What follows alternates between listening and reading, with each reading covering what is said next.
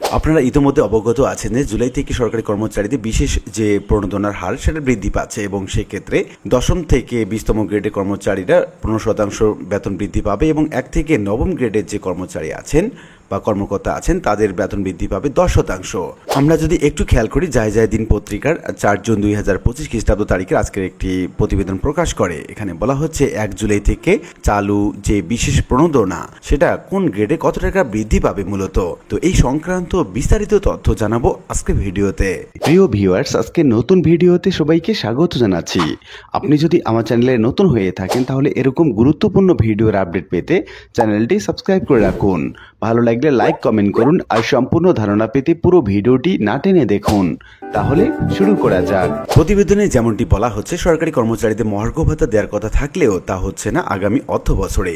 তবে তাদের জন্য বিশেষ প্রণোদনা বা সুবিধা দিচ্ছে সরকার। মঙ্গলবার অর্থ মন্ত্রণালয়ের অর্থ বিভাগের প্রবিধি অনুবিভাগ প্রবিধি 3 শাখা থেকে জারি করা এক প্রজ্ঞাপনে এই তথ্য জানানো হয়েছে। প্রজ্ঞাপন অনুযায়ী আগামী 1 জুলাই সরকারি, বেসামরিক, স্বশাসিত এবং রাষ্ট্রায়ত্ত প্রতিষ্ঠানগুলোর কর্মকর্তা কর্মচারীরা এই সুবিধা পাবেন। বিশেষ সুবিধা হিসাবে ন্যূনতম 1000 টাকা এবং পেনশনভোগীদের ন্যূনতম 500 টাকা দেবে সরকার। কি আছে মূলত এই প্রজ্ঞাপনে আমরা দেখে নিচ্ছি। এতে বলা হয়, জাতীয় বেতন স্কেলে আওতাভুক্ত সরকারি, বেসামরিক, স্বশাসিত এবং রাষ্ট্রায়ত্ত প্রতিষ্ঠানগুলো, ব্যাংক, বীমা এবং আর্থিক প্রতিষ্ঠান, বর্ডার গার্ড, বাংলাদেশ পুলিশ বাহিনীতে নিয়োজিত কর্মকর্তা বা কর্মচারী এবং পুনঃস্থাপনকৃত পেনশনার সহ পেনশনভোগী ব্যক্তিদের জন্য 1 জুলাই থেকে বেতন গ্রেড ভেদে বিশেষ সুবিধা প্রদান করা হলো। সরকারি চাকরি আইন 2018 এর 15 ধারায় প্রদত্ত ক্ষমতা বলে জাতীয় বেতন স্কেলে আওতাভুক্ত সরকারি, বেসামরিক, স্বশাসিত এবং রাষ্ট্রায়ত্ত প্রতিষ্ঠানগুলো, ব্যাংক, বীমা, আর্থিক প্রতিষ্ঠান, বর্ডার গার্ড, বাংলাদেশ পুলিশ বাহিনীতে নিয়োজিত কর্মচারী এবং পুনঃস্থাপনকৃত পেনশনার সহ পেনশনভোগী ব্যক্তিদের জন্য 1 জুলাই 2025 খ্রিস্টাব্দ তারিখে বেতন গ্রেড ভেদে গ্রেড 1 থেকে বা তদূর্ধ্ব থেকে 9ম গ্রেড পর্যন্ত 10% এবং গ্রেড 10 থেকে 20% পর্যন্ত 15% হারে বিশেষ প্রণোদনা প্রদান করা হলো। এই বিশেষ সুবিধা চাকরিরতদের ক্ষেত্রে ন্যূনতম 1000 টাকা এবং পেনশনভোগীদের ক্ষেত্রে ন্যূনতম 500 টাকা প্রদেয় হবে। আমরা এখন দেখিয়ে নিব কিভাবে এটা কার্যকর করা হবে সেই বিষয়ে। প্রজ্ঞাপনের কতে বলা হচ্ছে, 1 জুলাই 2025 খ্রিস্টাব্দ তারিখ প্রতি বছর 1 জুলাই তারিখে প্রাপ্য মূল বেতনের উপর গ্রেড 1 এবং তদূর্ধ্ব গ্রেড থেকে 9 এর অন্তর্ভুক্ত চাকরিরত কর্মচারীরা 10% হারে এবং গ্রেড 10 থেকে 20তম গ্রেডের অন্তর্ভুক্ত চাকরিরত কর্মচারীরা 15% হারে বিশেষ প্রণোদনা প্রাপ্য হবেন। এর অর্থ দাঁড়াচ্ছে, প্রতি বছর আমরা যে ইনক্রিমেন্টটি পাই সেই ইনক্রিমেন্টের উপরই 10% বা 15% হারে এই বিশেষ প্রণোদনা বৃদ্ধি পাবে। এবং প্রজ্ঞাপনের খতে বলা হচ্ছে, অবসর উত্তর ছুটিতে বা পিআরএল থাকাকালীন কর্মচারীরা পিআরএল গমনের পূর্বকালীন সর্বশেষ প্রাপ্য মূল বেতনের ভিত্তিতে উপযুক্ত হবেন। পাওয়ার ক্ষেত্রে কতে বলা হচ্ছে, অনুচ্ছেদে বর্ণিত গ্রেড ভিত্তিক হারে বিশেষ সুবিধা প্রাপ্য হবেন। এবং গতে বলা হচ্ছে, পেনশন পুনঃস্থাপনকৃত কর্মচারী সহ সরকার থেকে পেনশন গ্রহণকারী কর্মচারীরা পেনশনের বিদ্যমান অংশের উপর উপযুক্ত ক অনুচ্ছেদ অনুযায়ী বর্ণিত গ্রেড ভিত্তিক হারে বিশেষ সুবিধা প্রাপ্য হবেন। যেসব অবসর গ্রহণকারী কর্মকর্তা বা কর্মচারী আছেন তাদের গ্রোস পেনশনের শতভাগ যারা সমর্পণ করে এককালীন আনুতোষিক উত্তোলন করেছেন এবং এখনো পেনশন পুনঃস্থাপনের জন্য উপযুক্ত হননি, তাদের ক্ষেত্রে এই বিশেষ সুবিধা প্রাপ্য হবে না।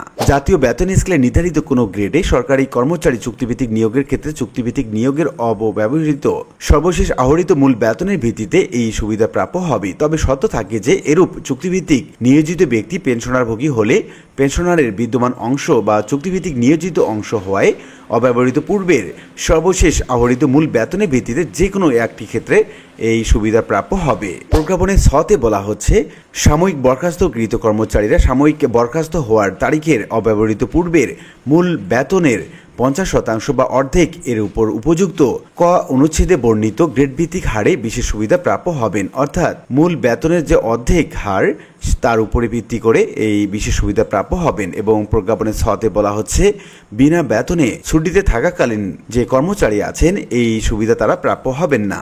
গতকাল সোমবার 2025-26 অর্থ বছরে জাতীয় বাজেট প্রস্তাবে অর্থ উপদেষ্টা ডক্টর সালেউদ্দিন বিশেষ প্রণোদনা তথ্য জানিয়েছেন। তিনি বলেন, আগামী 2025-26 অর্থ বছরের জন্য 7,90,000 কোটি টাকা ব্যয়ের প্রস্তাব করছি, যা জিডিপির 12.7% এবং বিগত অর্থ বছরের বাজেটের তুলনায় 7,000 কোটি টাকা কম। এর মধ্যে পরিচালন সহ অন্যান্য খাতে 5,60,000 কোটি টাকা এবং বার্ষিক উন্নয়ন কর্মসূচিতে 2,30,000 কোটি টাকা বরাদ্দের প্রস্তাব করা হয়েছে বলে জানিয়েছেন অর্থ উপদেষ্টা। তো উল্লিখিত বিভিন্ন আলোচনা থেকে আমরা এটুকু বলতে পারছি যে এই মহার্ঘ ভাতার পরিবর্তে যে বিশেষ প্রণোদনা দেয়া হচ্ছে, এক্ষেত্রে অনেক কর্মচারীর বেতন অনেকখানি বেশি বৃদ্ধি পাবে। অর্থাৎ কর্মকর্তা যারা আছেন, যারা উপরে গ্রেডে আছেন, তাদের বেতন বৃদ্ধি পাবে এবং যারা 20তম গ্রেডের বা তার থেকে একটু উপরে, তাদের বেতন খুব সামান্য বৃদ্ধি পাবে। সেক্ষেত্রে আগেরটাই অর্থাৎ 1,000 টাকা ন্যূনতম তাদের বেতন বৃদ্ধি পাবে। আর এই কারণে বিশেষ প্রণোদনা দেওয়ার কারণে অনেক কর্মকর্তা এবং কর্মচারী আছেন যাদের গ্রেড অনেক নিচে, তারা মূলত আপত্তি প্রকাশ করেছে। এখন দেখা যাক ঈদের পর মূলত অর্থ উপদেষ্টা সরকারি কর্মকর্তা এবং কর্মচারীদের জন্য যে পর্যালোচনা বাজেট দিবেন, সেখানে কি রাখা হবে, এই সরকারি কি বাজেট রাখা হবে মূলত সরকারি কর্মকর্তা এবং কর্মচারীদের, সেটাই এখন দেখার অপেক্ষায় রয়েছেন সরকারি কর্মচারীরা। আশা করি বিষয়টি বুঝতে পেরেছেন। আর আজকের ভিডিওটি এ পর্যন্তই। আশা করি ভিডিওটি আপনাদের ভালো লেগেছে। ভিডিওটি ভালো লাগলে লাইক কমেন্ট করতে ভুলবেন না। দেখা হবে অন্য কোনো ভিডিওতে। সে পর্যন্ত সবাই ভালো থাকবেন। ধন্যবাদ।